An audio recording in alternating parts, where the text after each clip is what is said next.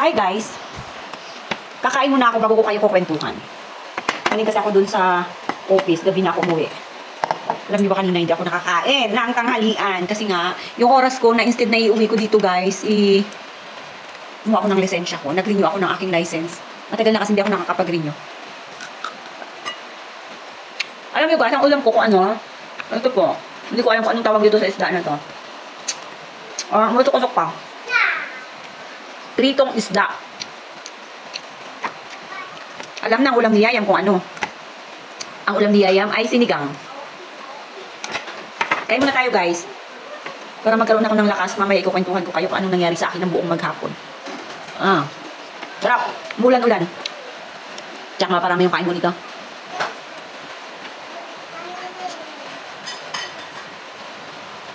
Grabe ang init pa eh. Init pa.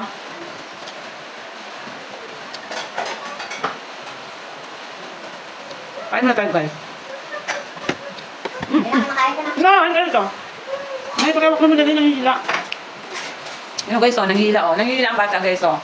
Kiss mo na si mami, kiss mo na si mami. O, si nanay naman. Ayaw magpakis. Si nanay na lang. Makain si mami. Nanghihila. Dalawa lang yan guys, ang nanghihila niya. Is either magpapalipat siya ng channel or tutulungan siya doon sa kanyang mga gagawin, sa kanyang nilalaro. Ito na guys, oh. Sinigang ni nanay. Bango. Kinuha ko pa to dyan sa labasan sa may tanim namin. Tingnan nyo guys ang ulam ko. Green na green. Diba? Fresh from bakuran. Yummy. Kain na, Nay. Nay, kain na. Okay. Ano oras na? 7 o'clock. Kain muna tayo guys.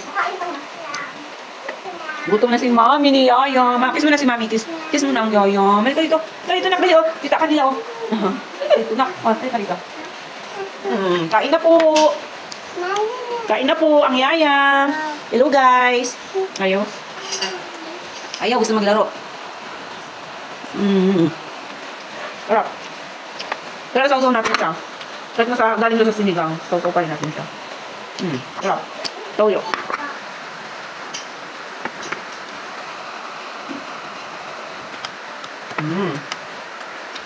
Yummy. Dami buto? Buto ang. Kaya kayo ilagay ko sana dito. Tinik. Walang tinik na. Yung sa gilid lang. Pati parang ano ko. What guys? Why di ka ha?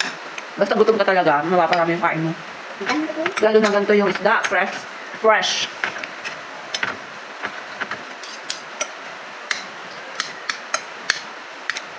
Marami kang sinain na eh.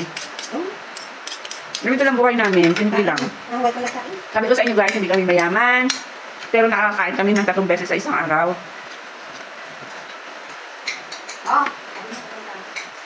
Yun lang ang buhay.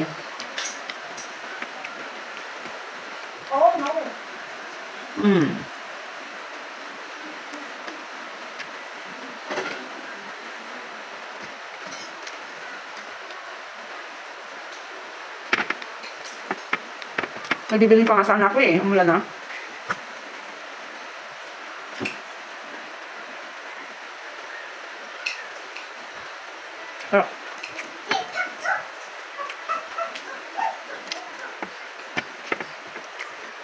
Alam niyo guys, ito yung kanin ko. Sinangag pa ni nanay kanina. So sobrang dami. Sayang kasi kung hindi ko kakainin. Nagsaing din po siya. Pero malambot naman yung kanin kasi sinangag. Pagkain pa rin naman to eh. Sarap eh. Sinangag. Sinangag sa gabi.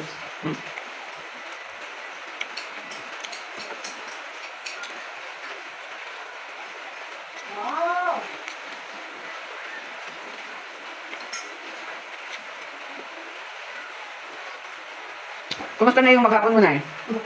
Wala kasi dapat. Ha?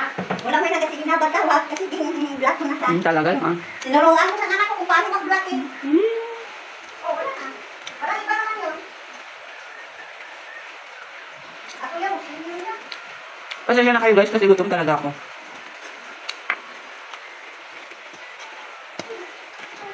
Hindi natin kailangang magpa-sexy-sexy kung, di ba? Hindi bagay sa akin yung ganun. Kasi, ganito ako kumain. Dito ako nabubusog. Oh, ano yun, ay? Gulat naman ako.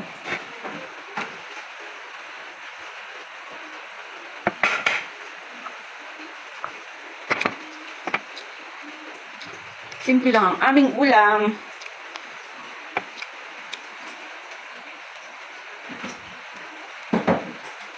Bakit?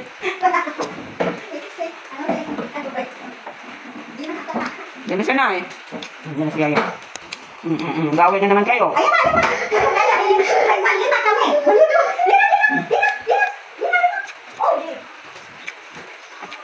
Kasi yung laruan ni Yayang na, guys, tinago ni nanay.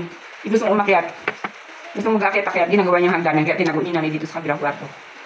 Ang awal naman sila.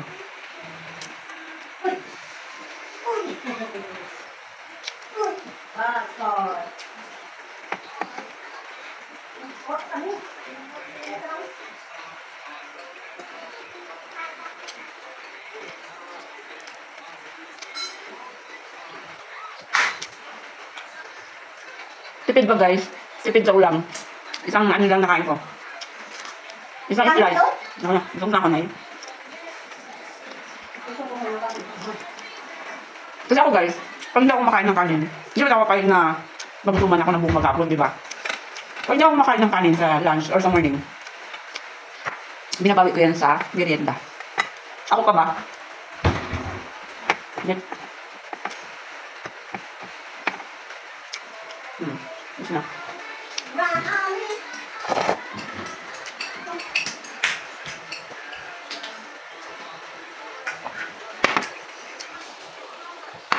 So, paano ba yan guys? Busog na naman ako. Thank you very much for watching.